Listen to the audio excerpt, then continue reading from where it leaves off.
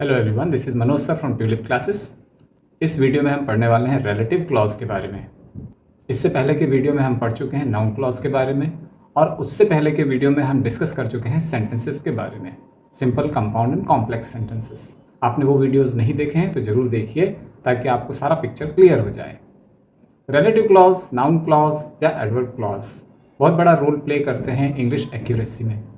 यदि आप किसी कॉम्पिटिटिव एग्जाम्स की तैयारी कर रहे हैं, CDS, NDA, बैंकिंग एग्जाम्स या ऐसे कोई भी एग्जाम्स जिसमें इंग्लिश एग्जाम का पार्ट है, तो आपको क्लॉज सीखना बहुत ज़रूरी होता है। या फिर आप स्कूल स्टूडेंट हैं या आप इंग्लिश के टीचर हैं, यदि आपको क्लॉज का नॉलेज है तो आप एक्यूरेटली किसी पीस ऑफ राइटिंग को इंटरप्रेट कर सकते हैं, करेक्टली लिख सकते हैं और फ्लुएंटली और करेक्टली बोल सकते हैं। क्या होता है रिलेटिव क्लॉज, कैसे उसको आइडेंटिफाई करते हैं, करेक्ट सेंटेंसेस को कैसे फ्रेम किया जा सकता है उसकी हेल्प से, चलिए स्क्रीन पर समझते हैं। रिलेटिव क्लॉज को समझने के लिए हमको समझना पड़ेगा कॉम्प्लेक्स सेंटेंसेस। हालांकि ये सारी चीज़ें मैं प्रीवियस वीडियोस में एक्सप्लेन कर चुका हूँ, फिर भी हम एक छोटा सा रिकैप ले लेते हैं। ये हमारा कॉम्प्लेक्स सेंटेंस। कॉम्प्लेक्स सेंटेंस दो चीज़ों से मिलकर बना होता है। एक होता है हमारे पास मेन क्लॉज, जिसको हम इंडिपेंडेंट क्लॉज भी कह सकते हैं। दूसरा हमारे पास होता है सबऑर्डिनेट क्लॉज। सबऑर्डिनेट क्लॉज हमेशा कंजंक्शन से जुड़ा हुआ होता है। सबऑर्डिनेट क्लॉज को ही फर्दर डिवाइड किया जाता है नाउन क्लॉज में, एडजेक्टिव क्लॉज में, या इसको रिलेटिव क्लॉज भी कहते हैं। फिर होता है हमारा एडवर्ब क्लॉज। नाउन क्लॉज हम ऑलरेडी रीड कर चुके हैं, इसको डिटेल में हम पढ़ चुके हैं, इसका वीडियो प्लेलिस्ट में डला हुआ है, आप इसको देख सकते हैं। अब हम करने जा रहे हैं एडजेक्टिव क्लॉज, जिसका दूसरा नाम है रिलेटिव क्लॉज। देखते हैं क्या इसकी डेफिनेशन है, क्या इसके कंजंक्शंस है और कैसे इसका मीनिंग हम एक्सट्रैक्ट कर सकते हैं, करेक्टली सेंटेंसेस को कैसे फ्रेम कर सकते हैं। ये हमारा रिलेटिव क्लॉज, जिसका दूसरा नाम एडजेक्टिव क्लॉज भी है। देखते हैं हम इसकी definition. An adjective clause is a dependent clause. ये डिपेंडेंट क्लॉज होता है। क्लॉज का मतलब होता है सेंटेंस। डिपेंडेंट जो मेन क्लॉज के ऊपर डिपेंड करता हो मीनिंग को कंप्लीट करने के लिए, उसको कहा जाता है डिपेंडेंट क्लॉज। तो रिलेटिव क्लॉज भी एक डिपेंडेंट क्लॉज है, या दूसरे वर्ड्स में कह सकते हैं ये सबऑर्डिनेट क्लॉज है। दैट डिस्क्राइब्स अ नाउन और प्रोनाउन, जो किसी नाउन या प्रोनाउन को डिस्क्राइब करता है या उसकी क्वालिटी बताता है, उसको क्वालिफाई करता है। किस नाउन या प्रोनाउन को? जो मेन क्लॉज में आया हुआ है। It usually begins with who, whom, whose, which, that, where, when और by। ये सारे कंजंक्शंस रिलेटिव क्लॉज में, ये सारे कंजंक्शंस यूज हो सकते हैं। और why and answers questions like who, which one, what kind। यदि आपके दिमाग में किसी सेंटेंस को पढ़कर ऐसे क्वेश्चन आप फ्रेम कर सकते हैं, who, which one, what kind, और वो सेंटेंस दो क्लॉजेस से जुड़कर बना है, तो डेफिनेटली उसमें एक जो डिपेंडेंट क्लॉज है वो रिलेटिव क्लॉज ही होगा। कंजंक्शंस जो हमको यूज करने होते हैं, वर्ड्स यूज्ड इन रिलेटिव और एडजेक्टिव क्लॉज, यहाँ वर्ड्स कंजंक्शंस हैं। तो हमारे पास होते हैं रिलेटिव प्रोनाउंस। रिलेटिव प्रोनाउंस क्या होते हैं? हु, जिसका हिंदी में मीनिंग होता है जो, जिसको हम यूज करते हैं पर्सन के लिए, जब पर्सन सब्जेक्टिव केस के फॉर्म में सेंटेंस में आता है। नेक्स्ट है हमारे पास हुम, जिसका मीनिंग होता है जिसे या जिसको, ये भी हम पर्सन के लिए यूज करते हैं, बट जब ये सेंटेंस में ऑब्जेक्टिव केस के फॉर्म में आता है। हुज मीन्स जिसका या जिसकी, पोजीशन बताने के लिए, किसी पर्सन का किसी चीज से या किसी दूसरे पर्सन से रिलेशन बताने के लिए हम इसको यूज करते हैं। नेक्स्ट है हमारे पास विच, जो हम थिंग्स या एनिमल्स के लिए यूज करते हैं। नेक्स्ट है हमारे पास दैट, जिसका मीनिंग है जो। विच का मीनिंग भी होता है जो, दैट का मीनिंग भी होता है जो, और इसको हम यूज करते हैं पर्सन के लिए और थिंग के लिए। डिफाइनिंग क्लॉज में यूज करते हैं। क्या होते हैं डिफाइनिंग क्लॉज? आगे जब हम सेंटेंस करेंगे तब आपको क्लियर होगा। फिर हमारे पास आते हैं रिलेटिव एडवर्ब्स। वेयर, जिसका मीनिंग होता है जहां, जिसको हम यूज करेंगे प्लेस के लिए। व्हेन, जब, इसको यूज करते हैं टाइम के लिए। फिर आता है हमारे पास कंजंक्शन व्हाई, जिसका मीनिंग होता है क्यों या कारण बताने के लिए, रीजन के लिए। कंजंक्शंस के साथ प्रपोजिशन का यूज भी किया जा सकता है, जैसे इन विच, जिसका मीनिंग हो जाएगा जिसमें या जिसमें की, जिसके अंदर। ऑन विच, जिसका मीनिंग हो जाएगा जिस पर। टू विच, जिसका मीनिंग हो जाएगा जिसे या जिसको। विद विच, जिसका मीनिंग हो जाएगा जिसके साथ। कुछ सेंटेंसेस ऐसे भी हो सकते हैं जिनमें रिलेटिव क्लॉज तो है, लेकिन उसमें किसी प्रकार का कंजंक्शन यूज नहीं किया गया है, जिसको हम कहते हैं जीरो रिलेटिव। इसमें कंजंक्शन को अमिट कर दिया जाता है, उसमें ओमिशन होता है। क्या क्या वर्ड्स अमिट किए जा सकते हैं? whom, which, that। For example, I bought, the book I bought is expensive. The book यहाँ पर लगाया जा सकता है विच, बट यहाँ पर नहीं लगा हुआ है, अमिट किया गया है, बट उसका मीनिंग यहाँ पर है। The book I bought is expensive, यहाँ पर इसका मीनिंग होगा बुक जो मैंने खरीदी वो एक्सपेंसिव है। तो ये जो सेंटेंस है ये डिपेंडेंट क्लॉज है और ये बुक को क्वालिफाई कर रहा है, बुक की क्वालिटी बता रहा है। कौन सी बुक? जो मैंने खरीदी। तो ये इतना पोर्शन आई बॉट, ये हमारा रिलेटिव क्लॉज है। बाकी जो बचा हुआ पोर्शन है द बुक इज एक्सपेंसिव, ये हमारा मेन क्लॉज है। आई बॉट सबऑर्डिनेट क्लॉज और उसमें किस टाइप का सबऑर्डिनेट क्लॉज? ये है रिलेटिव क्लॉज, या जिसका दूसरा नाम है एडजेक्टिव क्लॉज। सेकंड एग्जांपल देखते हैं। The movie we watched was boring. The movie, कौन सी मूवी? वी वॉच्ड, मूवी जो हमने देखी बोरिंग थी। ये जो बीच में पोर्शन आ रहा है वी वॉच्ड, ये एक्स्ट्रा इंफॉर्मेशन दे रहा है मूवी के बारे में। मूवी है हमारे लिए नाउन जो कि है मेन क्लॉज का पार्ट, इसको डिफाइन कर रहा है वी वॉच्ड। ये पूरा एक क्लॉज है जो है सबऑर्डिनेट क्लॉज, क्योंकि ये मूवी की क्वालिटी बता रहा है, कौन सी मूवी इसको डिफाइन कर रहा है, इसलिए ये कहलाएगा रिलेटिव क्लॉज या एडजेक्टिव क्लॉज। रिलेटिव क्लॉज को दो कैटेगरीज में डिवाइड किया जा सकता है। फर्स्ट है डिफाइनिंग, सेकंड है नॉन डिफाइनिंग। डिफाइनिंग का मतलब है जिसको हमको डिफाइन करने की जरूरत है, जिसको बताने की जरूरत है, जिसको समझाने की जरूरत है, या इजी वर्ड्स में हम कह सकते हैं कि ये कईयों में से एक की बात जिसमें की जाती है उसको हम कहते हैं डिफाइनिंग, जिसको हमको बताने की जरूरत पड़ रही है, एक्स्ट्रा इन्फॉर्मेशन देने की अलग से जरूरत पड़ रही है, कईयों में से एक को हमको बताने की जरूरत पड़ रही है। नॉन डिफाइनिंग इसका मतलब होता है कोई एक ही चीज है या एक ही बंदा है जिसको ज्यादा डिफाइन करने की जरूरत नहीं है, कुछ एक और एक्स्ट्रा इंफॉर्मेशन इसमें दी जा सकती है और कुछ इसको डिफाइन करने की जरूरत नहीं है। जो नॉन डिफाइनिंग होता है उसमें हमको कॉमास लगाने पड़ते हैं, इसको कॉमास से सेपरेट करते हैं। जो डिफाइनिंग होता है इसमें हमको कॉमास नहीं लगाने पड़ते हैं, लेकिन मीनिंग में बहुत बड़ा डिफरेंस आता है। यदि आप नॉन डिफाइनिंग में कॉमास नहीं लगाते हैं तो मीनिंग गड़बड़ हो जाएगा। कुछ कंडीशंस में नॉन डिफाइनिंग के फॉर्म में लिखेंगे तभी मीनिंग क्लियर होगा, और कुछ कंडीशंस में डिफाइनिंग को लिखेंगे तभी मीनिंग क्लियर होगा, अदरवाइज मीनिंग मिसमैच हो सकता है। एग्जांपल्स देखते हैं। First, mister Sharma's wife, comma लगा हुआ है, who is a doctor, again a comma, is coming today. ये हमारे पास है नॉन डिफाइनिंग का एग्जाम्पल, क्योंकि यहाँ पर हमारे पास कॉमास लगे हुए हैं।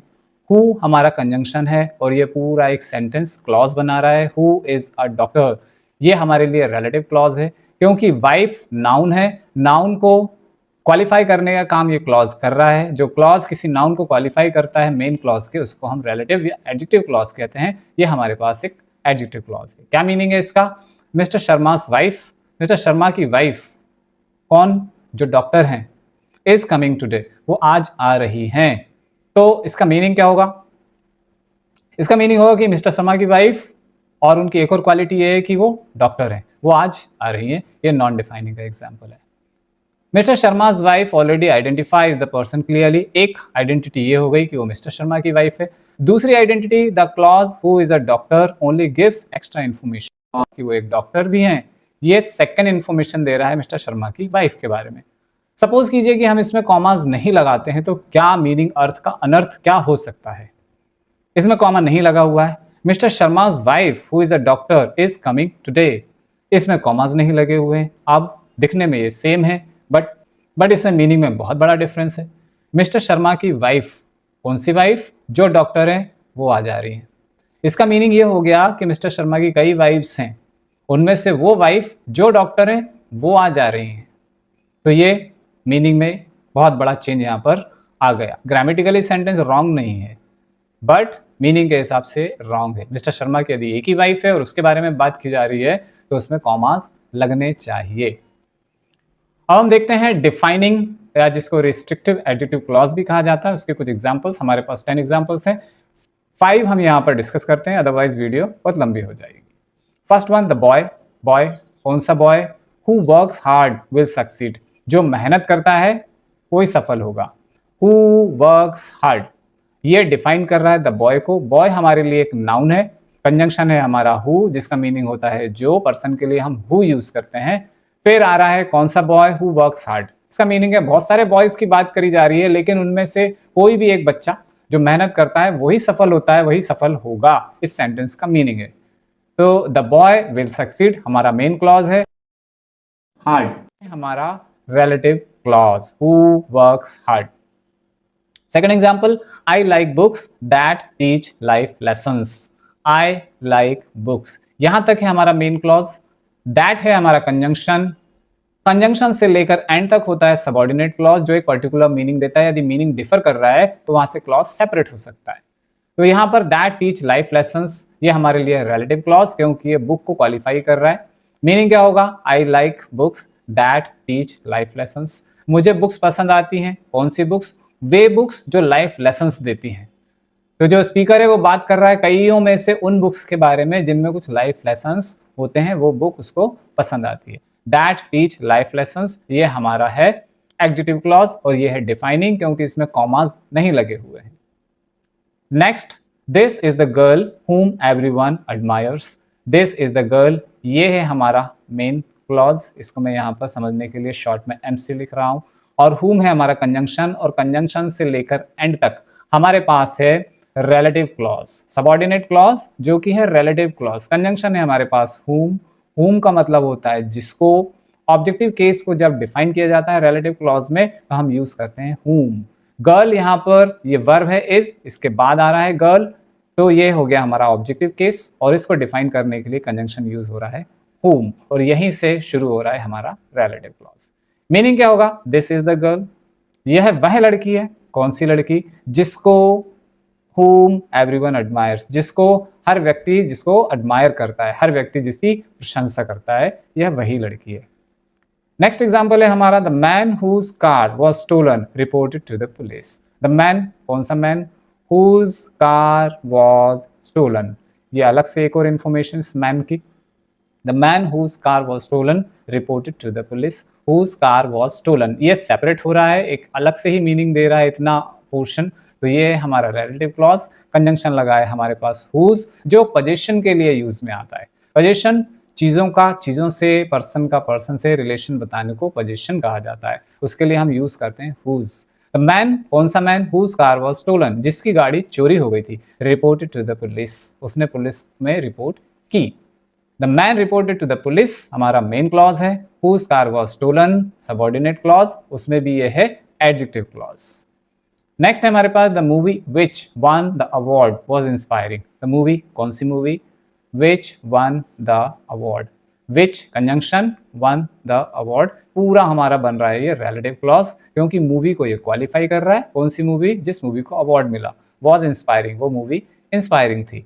The movie was inspiring main clause, और बीच का जो पोर्शन है विच वन द अवार्ड, ये है हमारा रिलेटिव क्लॉज। इस तरीके से हमने 5 एग्जांपल्स किए हैं डिफाइनिंग रिलेटिव क्लॉज के। होप आपको समझ में आया होगा। आगे और एग्जांपल्स हम देखते हैं।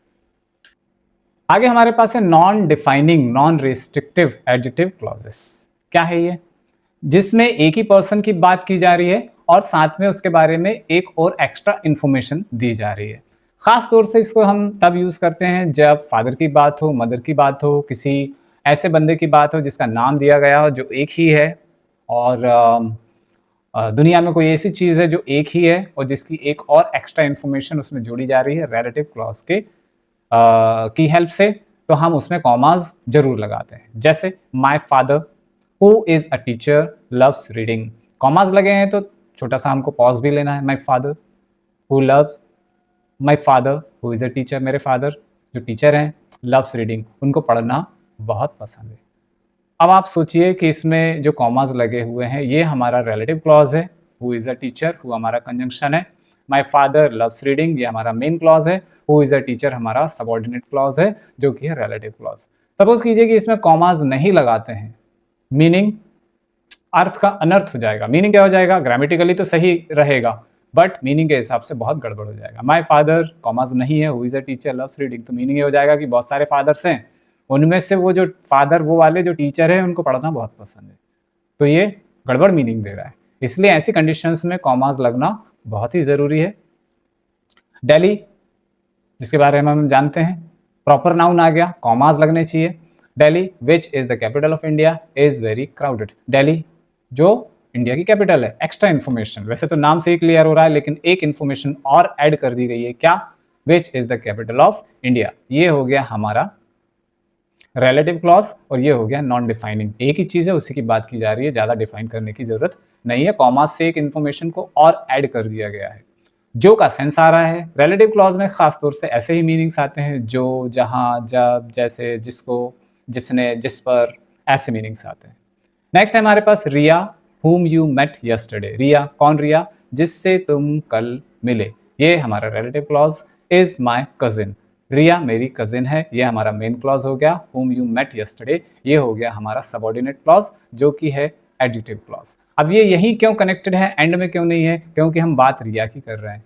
जिस चीज़ की हम बात करते हैं, जिस पर्सन की बात करते हैं, टाइम की बात करते हैं, चीज़ की बात करते हैं, प्लेस की बात करते हैं, उसके जस्ट बाद में ही हमको रिलेटिव क्लॉज ऐड करना होता है, वही सही होता है।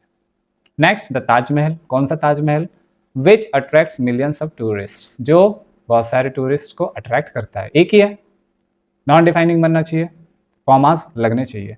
इज ब्यूटीफुल, ये हो गया हमारा relative clause, which attracts millions of tourist. Remaining portion है हमारा मेन क्लॉज। ताजमहल जो मिलियंस ऑफ टूरिस्ट को अट्रैक्ट करता है, सुंदर है। Next, mister Sharma, again proper noun, whose son topped the class is proud। Mister Sharma कौन? जिसके बेटे ने टॉप किया है क्लास में। is proud, बहुत प्राउड फील कर रहे हैं। ये हमारा relative clause, whose son topped the class। बचा हुआ हमारा मेन क्लॉज। दोनों मिलकर बना रहे हैं एक कॉम्प्लेक्स सेंटेंस। अब नेक्स्ट हम देखते हैं कंजंक्शन वेयर का क्या यूज होता है, कैसे इसकी हेल्प से हम रिलेटिव क्लॉज को बना सकते हैं। और वेयर प्लेस के लिए यूज होता है, और जिसका हिंदी में मीनिंग होता है जहां। This is the village where I was born. This is the village, village एक प्लेस है, ये है नाउन। वेयर एक कंजंक्शन है, और एंड में क्लॉज ऐड हो रहा है कंजंक्शन वेयर के साथ। क्या मीनिंग हो गया? This is the village, this is the village, ये वो गांव है। कौन सा गांव? वेयर आई वॉज बॉर्न, जहां मेरा जन्म हुआ था। प्लेस को क्वालिफाई कर रहा है ये पूरा सेंटेंस, इसलिए ये है नाउन, इसलिए ये है रिलेटिव क्लॉज, नाउन को क्वालिफाई कर रहा है। नेक्स्ट है आई रिमेंबर द पार्क, पार्क हमारे लिए एक प्लेस है, उसको क्वालिफाई करने के लिए हमारे पास है where we used to play, मुझे वो पार्क याद है। कौन सा park? Where we used to play, जहां हम खेला करते थे। I remember the park, I remember the park, ये है हमारा main clause. Where we used to play, ये हमारा सबऑर्डिनेट, और उसमें है हमारा एडजेक्टिव क्लॉज। नेक्स्ट है हमारा that is the hotel where we stayed last night.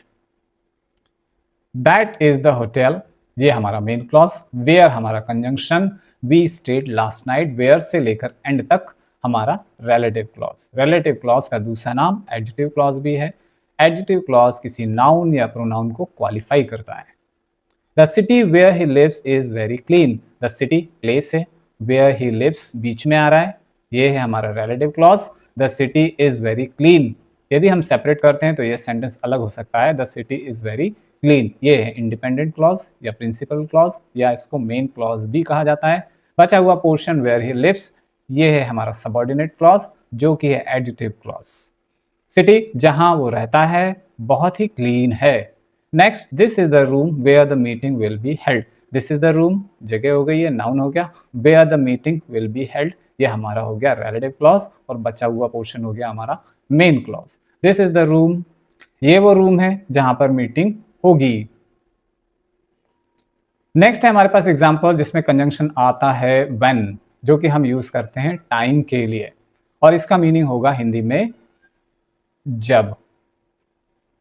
I remember the day when we first met. I remember the day, यहां से लेकर डे तक हमारा मेन क्लॉज, वैन से लेकर एंड तक है हमारा सबऑर्डिनेट क्लॉज, जो कि है रिलेटिव क्लॉज। कंजंक्शन है हमारा व्हेन, कंजंक्शन से जुड़ा हुआ ही होता है सबऑर्डिनेट क्लॉज, उसको ही क्लासिफाई किया जाता है नाउन क्लॉज, एडजेक्टिव क्लॉज या एडवर्ब क्लॉज के फॉर्म में। हम पढ़ रहे हैं adjective clause. I remember the day, मुझे वो दिन याद है। कौन सा दिन? व्हेन वी फर्स्ट मेट, जब हम पहली बार मिले थे। Second, that was the year when I passed my exam. That was the year, main clause, when I passed my exam, वह साल था जब मैंने अपना एग्जाम पास किया था। When I pass my exams, subordinate clause, relative clause. Sunday is the day when we relax. When we relax, subordinate clause, relative clause. बचा हुआ main clause. Sunday वो दिन होता है जब हम relax करते हैं. There was a time when people wrote letters. There was a time, main clause, when people wrote letters. ऐसा time भी था जब लोग letter लिखा करते थे. When से लेकर letters तक subordinate clause और वो है relative clause. I will never forget the moment when I won the prize. When I won the prize. ये है हमारा subordinate clause, relative clause. I will never forget the moment. मैं उस क्षण को कभी नहीं भूलूंगा जब मैंने प्राइज जीता था. नेक्स्ट हमारा कंजंक्शन है वाई, जिसका मीनिंग होता है क्यों. रीजन बताने के लिए इसका यूज किया जाता है. इसमें वर्ड रीजन मोस्ट प्रोबेबली आएगा ही क्योंकि ये नाउन है. This is the reason why he left the job. Why he left the job, ये हो जाएगा हमारा relative clause. This is the reason, ये रीजन है कि क्यों उसने जॉब छोड़ दिया था, या ये वही रीजन है जिसके कारण उसने जॉब छोड़ दिया था. I don't know the reason why she is upset. मुझे नहीं पता रीजन कि वो क्यों अपसेट है, जिस कारण से वो अपसेट है. वाई से लेकर अपसेट तक relative clause. That is the reason why he failed. Why he failed हमारा relative clause.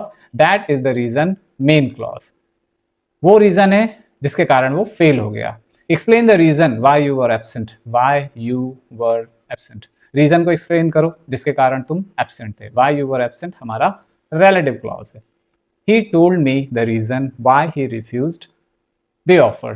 He told me the reason. Reason हमारा नाउन है, उसके जस्ट बाद में कंजंक्शन है और उसके बाद ये क्लॉज ऐड हो रहा है. ये हमारा relative clause. He told me the reason हमारा मेन क्लॉज.